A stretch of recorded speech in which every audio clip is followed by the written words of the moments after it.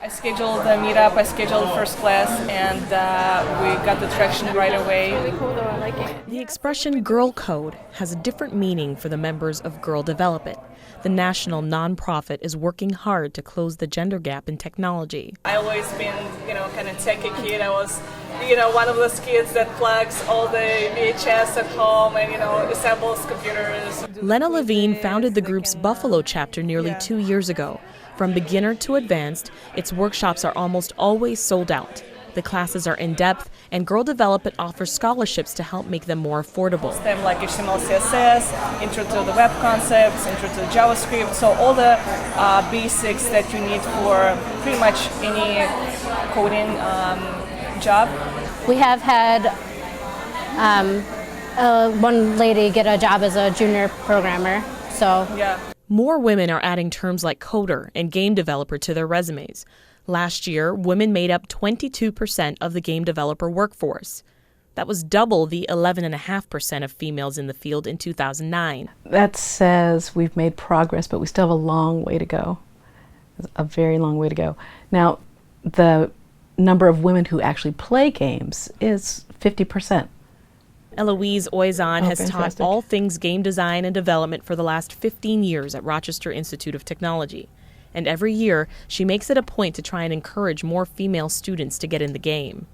If we have women who come in, if we have people of color who come in and make games, they will make games that appeal to them, and that sort of broadens the conversation. I didn't even know what technology was.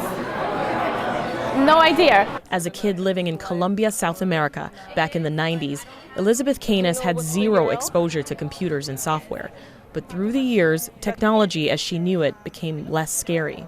When I decided I needed to choose a career, I'm like, I'm going to be a programmer. What I thought programming was learning Microsoft Word, Microsoft Excel, PowerPoint. I would say I'm going to be an expert programmer in these programs. So my first programming class, I almost had a stroke. Canis grew up in New York City, and she says back then computer classes weren't a thing until high school, if you were lucky. Nowadays, she lives upstate and says when she hooked up with Girl Develop It, there was no turning back.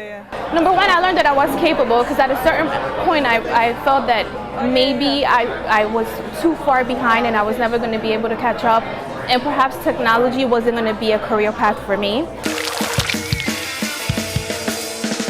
There's a massive video game archive at Rochester's Strong Museum.